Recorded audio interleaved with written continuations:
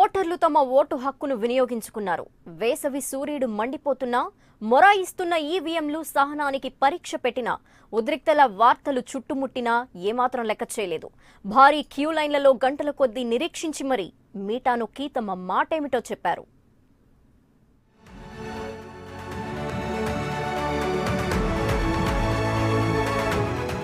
హోరాహోరీ పోరు నేపథ్యంలో ప్రతి ఓటు ప్రతి సీటు కీలకమని భావిస్తున్నా టీడీపీ వైసీపీ క్షేత్ర స్థాయిలో ఢీ అంటే ఢీ అనేలా వ్యవహరించాయి. దీంతో పలు చోట్ల దాడులు ప్రతి దాడులతో ఉద్రిక్తతలు చెలరేగాయి. 6-7 చోట్ల ఈవీఎంలను పగలకొట్టారు. కొన్ని చోట్ల స్వయంగా అభ్యర్థులపైనే దాడులు జరిగాయి.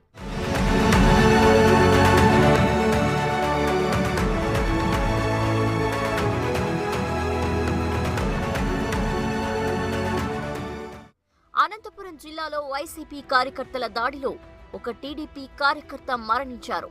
ప్రతి దాడిలో వైసీపీ కార్యకర్త ఒకరు తీవ్రంగా గాయపడ్డారు. ఇక రాష్ట్ర వ్యాప్తంగా అనేక చోట్ల ఈవీఎంలు ఓటర్ల సహనానికి పరీక్ష పెట్టాయి.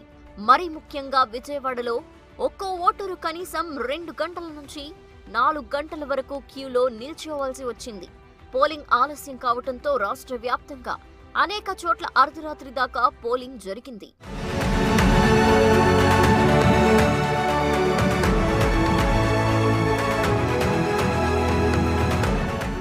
సాధారణంగా నగరాల్లో పోలింగ్ శాతం తక్కువగా ఉంటుంది.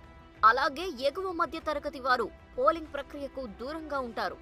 కానీ ఈసారి పట్టణాలు నగరాలతో పాటు అన్ని వర్గాల ఓటర్లు పోలింగ్ బూతులకు వెల్లువెత్తారు. మరోవైపు గత ఎన్నికలకు భిన్నంగా మహిళలు పెద్ద ఎత్తున ఈసారి ఓటింగ్లో పాల్గొన్నారు. రేపటి నవ్యాంధ్ర బాటపై తీర్పును మహిళలు లిఖించారు.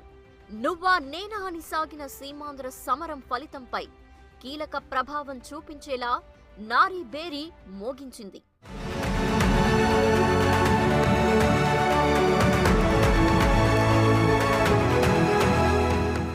నవ్యాంధ్ర గడ్డపై జరిగిన తొలి సార్వత్రిక ఎన్నికల్లో ఓటరు తన విశ్వరూపం చూపించాడు. అందున అవ్వలు, అమ్మలు, అక్కలు, చెల్లెళ్ళు పోలింగ్ బూతులకు శుభకార్యానికి వచ్చినట్లుగా తరలివచ్చారు. ఓటు వరసలన్నీ మహిళలతో కలకలలాడాయి. భారీ పోలింగ్తో పాటు మహిళా ఓటర్ల వెల్లువ ఎవరికి అనుకూలం?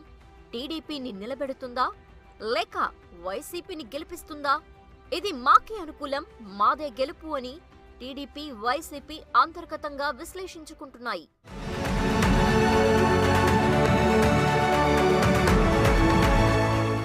ఉదయం పూట ఈవీఎంలు మొరాయించినప్పటికీ ఓపిగ్గా క్యూ లైన్లో నిలబడి ఓటేశారు.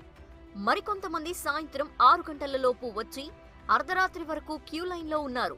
తమ ఓటుతో నవ్యాంధ్ర రథసారథిని ఎంపిక చేశారు. పలు చోట్ల ఉదయం ఈవీఎంలు తీవ్రంగా ఇబ్బంది పెట్టాయి. మొరాయించటం, సిబ్బందికి అవగాహన లేకపోవటం వంటి కారణాల వల్ల కొన్ని చోట్ల ఏకంగా 3 గంటల పాటు ఓటింగ్ ప్రక్రియ ప్రారంభం కాలేదు. దీని ఫలితం సాయంత్రం వరకు దాదాపు 400 పోలింగ్ కేంద్రాల్లో అర్ధరాత్రి వరకు కూడా ఓటింగ్ ప్రక్రియ కొనసాగింది.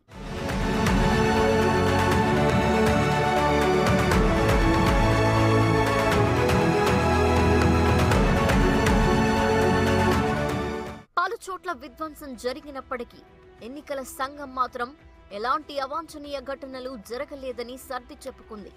ఓటర్ల తీర్పును ఈవీఎంలలో నిక్షిప్తం చేసిన అధికారులు వాటిని భద్రంగా స్ట్రాంగ్ రూమ్లకు తరలించారు.